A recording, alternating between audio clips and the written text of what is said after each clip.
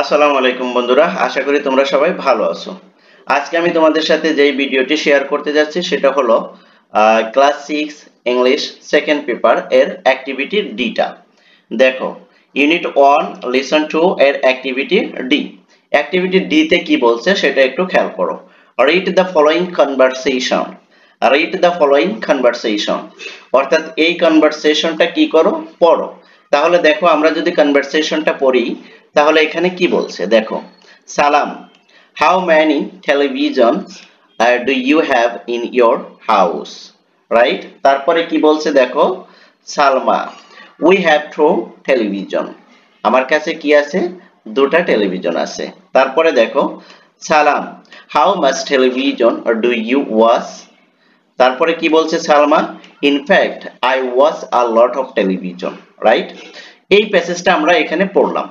দেখো, এই প্যাসেজের কি বলছে যে বোল্ড করা আছে, দেখো টেলিভিশনে বোল্ড করা আছে, এটা একটু খেয়াল করতে হবে। হ্যাঁ, এখানে কিন্তু দেখো টেলিভিশন এবং টেলিভিশনস এস যোগ করা আছে, রাইট? এবার দেখো, আমরা যদি ফাইনালি এখানে আলোচনা করি তাহলে বোঝাটা সহজ হবে। দেখো, here television is use both as a countable and uncountable noun. অর্থাৎ এখানে এই যে টেলিভিশন শব্দটা কি করা হয়েছে, ইউজড করা হয়েছে both as a countable and uncountable noun. এটা কি কাউন্টেবল নাউন এবং আনকাউন্টেবল নাউনের সাথে কি করা যায়, গণ্য করা যায়। তারপরে দেখো, there are many such nouns which can be used as both countable and uncountable noun। আর এগুলো অনেক সময় না কাউন্টেবল এবং আনকাউন্টেবল হিসেবে ব্যবহৃত হতে পারে। ইট দিস কেস এই ধরনে the meaning of the noun undergoes a change. এটা কি হয়, এটার ধরন হিসেবে চেঞ্জ হবে। সে which use of a television is countable and which on is uncountable in above example। এই এক্সাম্পল থেকেই তুমি কি করতে পারবে যে টেলিভিশন কাউন্টেবল কোথায় এবং আনকাউন্টেবল কোথায় ব্যবহৃত হয়েছে। আশা করি তোমরা এক্সাম্পলটা দেখে বুঝতে পেরেছো। তারপরে দেখো, এই ডির অ্যাক্টিভিটি আই তে কি বলছে সেটা একটু খেয়াল করো। Look at the following example and সেই whether the nouns in a bold are countable or uncountable, right?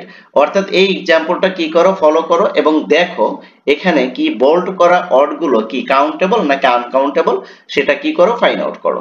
তাহলে দেখো, rice and chicken is my favourite food. দেখো এখানে চিকেনটা কি, চিকেনটা কিন্তু জেনারেলি এটা কিন্তু কি কাউন্টেবল নাউন, রাইট?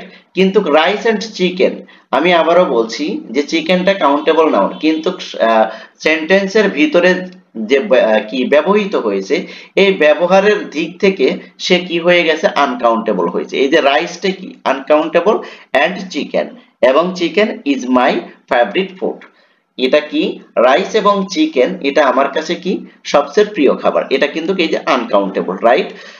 শব্দ ব্যবহারের ধরন অনুযায়ী কিন্তু কাউন্টেবল এবং আনকাউন্টেবল হতে পারে একই শব্দ, অর্থাৎ একই ওয়ার্ড ব্যবহারের ক্ষেত্র থেকে ভিন্নতা হতে পারে, সেটা কাউন্টেবল হতে পারে, আনকাউন্টেবল হতে পারে। তার একটা এক্সাম্পল এই যে এটা দেখলে বুঝতে পারবে, আই হ্যাভ ব্রট 2 চিকেনস। দেখো এখানেও কিন্তু চিকেন আছে, কিন্তু এই চিকেনটা কি হয়েছে, সিঙ্গুলার হয়েছে, প্লুরাল হয়ে গেছে নাকি সিঙ্গুলার হয়ে গেছে। দেখো এই যে 2 চিকেন, যার কারণে এটা কিন্তু কাউন্টেবল হয়ে গেছে। আই হ্যাভ ব্রট, আমি কিনেছিলাম 2 চিকেনস, দুটি চিকেন, রাইট? এটা কিন্তু কাউন্টেবল হয়ে গেছে। তারপর এটা দেখো এক্সাম্পল, তারপরে দেখো, this house is made of brick, right? এখানে ব্রিক মানে কি, ব্রিক মানে ইট, আমরা এটা জানি, কিন্তু ব্রিক যদি কি বলে শব্দ হয়ে আসে তাহলে এখানে কিন্তু কি ব্রিক মানে ইট, আর এটা গণনা করা যায়, এটা কাউন্টেবল। কিন্তু যখন বলা হয় যে ওই কি বলে পদার্থ হিসেবে এটা আসে, দেখো this house is made of brick, অর্থাৎ বাড়িটি কি দ্বারা তৈরি করা হয়েছে, ইট দ্বারা তৈরি করা হয়েছে। এই যে এই ম্যাটেরিয়ালের ক্ষেত্রে যখন আসছে তখনই কিন্তু এটা আনকাউন্টেবল হয়ে গেছে, রাইট? তারপর এটা দেখো, there R some bricks on the road, কিছু ইট দ্বারা কি করা হয়েছে, রোডটা করা হয়েছে। তাহলে এই এখানে ব্রিক্স এটা কিন্তু এখানে কি হিসেবে আসছে, কাউন্টেবল নাউন হয়ে আসছে, রাইট? তারপরে দেখো কি hair is very long, her hair is very long, তার চুলগুলো অনেক লম্বা। এখানে এই যে হেয়ার, এটা কিন্তু কি আনকাউন্টেবল নাউন হয়ে গেছে, রাইট? যার কারণে এটা আনকাউন্টেবল। আবার দেখো, I found 2 hairs in the soup, আমি কি করছি, সুপের ভিতরে দুটি চুল পাইছি। এই যে দেখো 2 hairs, যার কারণে হেয়ারসটা এখানে কি হয়েছে, কাউন্টেবল নাউন হয়ে গেছে। অর্থাৎ আমাদের আলোচনার মূল উদ্দেশ্যই কিন্তু একটি শব্দ কিভাবে কাউন্টেবল হয় এবং কিভাবে আনকাউন্টেবল হয় একই শব্দ, সেটাই কিন্তু আমরা আজকের এই ভিডিওটিতে ফাইন্ড আউট করছি। দেখো, I went to Dhaka by bus, আমি কি করেছিলাম, ঢাকা গিয়েছিলাম বাসে। এখানে এই যে বাসটা কি কাউন্টেবল, আনকাউন্টেবল, কারণ বাক্যের সেন্টেন্স অনুযায়ী এটা কিন্তু আনকাউন্টেবল হয়ে যাচ্ছে।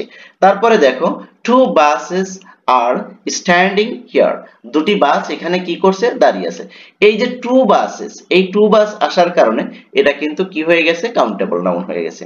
আশা করি তোমরা বিষয়টা খুব ভালোভাবে বুঝতে পেরেছো। তারপরেও যদি তোমাদের সমস্যা হয়, তাহলে তোমরা কমেন্ট সেকশনে অবশ্যই আমাকে জানাবে, আমি তোমাদের কমেন্টসের রিপ্লাই দেব ইনশাআল্লাহ। এর পরবর্তীতে আমরা তোমাদের সাথে যে ভিডিওটি শেয়ার করব সেগুলো হলো লিসন 3 প্রোনাউন্স নিয়ে, রাইট?